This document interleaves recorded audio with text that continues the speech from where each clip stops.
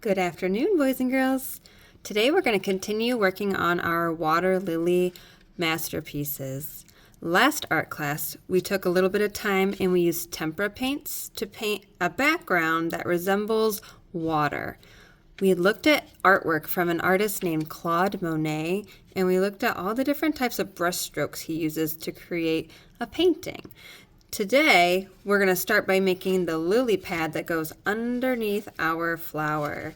Our lily pad has a little section that's going to be cut out. I'm going to show you how to make that right now. You're each going to get a sheet of green construction paper that's square. We need to make this into a circle, but also cut out a little section so that it looks like it's split open on one end. Here's how to do that. With a pencil, you're going to start by making a dot in the middle of your paper. Not a giant dot, but just a dot big enough that you can see. Then we're going to make a large letter C. I'm going to put my pencil almost out to the edge of my paper, maybe just an inch inward. And I'm going to draw a big curving line that goes all the way around, almost to the edge of each side. And it doesn't need to be perfect. It doesn't need to be perfectly straight or curved or anything. I'm not going to keep going. I'm not going to close it. I'm going to leave it so it makes sort of a letter C with my dot in the middle. Okay, so I have a little space open here. Yours might be really small or it might be really wide. Either way, it will work just fine. All lily pads are different. Now, where those lines ended, I'm going to take those and I'm going to draw a straight line back to that dot that I made in the middle. Here I go. Right from the end of the first line, straight to the dot. It's okay if it's not perfect. If it's a little wiggly, that's even better. Straight to the center.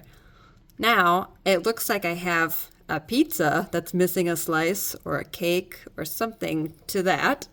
But this is a general shape for a water lily. A water lily also has veins on it, and they all start in the center and work their way outward to the edge. So if I put my pencil on the dot and I make a line all the way out to the edge, I'm going to create the veins for it. We're going to make a broken line though. A broken line is a regular line, but it's broken in several spots, almost like a dashed line, but some of the parts of the line are short, some are long. I'm going to make it long and then short and then short, maybe short and then long and then short. And I'm just going to start at the dot each time and go outward, making broken lines. I think that should be good enough. I'm now going to take a Sharpie marker and I'm going to trace over my pencil lines so I can see them really well.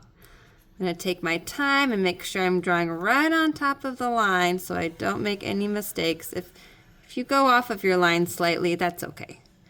Just slow your hand down and make sure you're taking your time and following where you're supposed to be going. All the way around. Okay, back to the center. I'm also going to be tracing those broken lines I made on my lily pad to show the veins of the leaf. Okay, once I have done that, I am going to use some green oil pastels to add a little extra color to this lily pad. I understand it's already green, but we're going to make it look more like a painting. Just like Claude Monet had all of his brushstrokes easily seen, we're going to make our lily pad look like a painting without using any paint. Instead, we're going to use oil pastels. I have a lot of different shades of green oil pastels. I even have some yellow, and I'll show you how to use that as well. I'm going to first go in maybe with some dark green, and I'm going to pretend my oil pastel is a paintbrush. And I'm going to make little paint strokes all over the lily pad. It's okay if you color off the edges or over the line a little bit because we will be cutting these out after we're done coloring. So no need to worry about that. So I'm evenly spreading my little brush strokes of green oil pastel all over my lily pad, making sure it's pretty even everywhere I place it.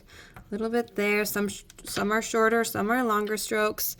Now I'm going to go in with a different shade of green. How about a yellow green, and I'm going to add some brush strokes or oil pastel strokes in between those green strokes I already made. I'm going to keep going. I might even add a third or a fourth shade of green. The goal is to fill the entire lily pad until there's no green paper showing underneath. So as I keep layering, this might take some time, but you'll start to notice your oil pastel is going to mix with each other as if it were paint. Oil pastel is pretty slippery and oily because it does have oil in it.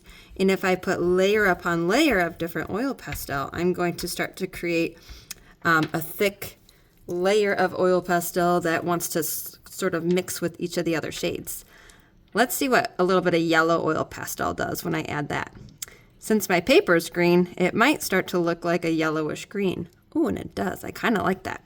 Let's add a little bit more. I'm going to make sure I do the same thing to each part of my lily pad that I did to the first part so that it's all even and it all matches. I could even go back in and add more of that first shade of green or the second shade of yellow green if I want to keep adding that. Still have a lot of paper showing through, so I know I'm not done. How about this darker green?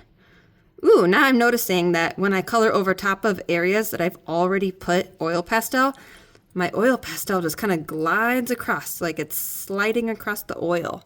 Look how it's starting to look like a painting now. The colors are blurring together. Now I'm just kind of coloring over everything until it's completely solid. Look at that.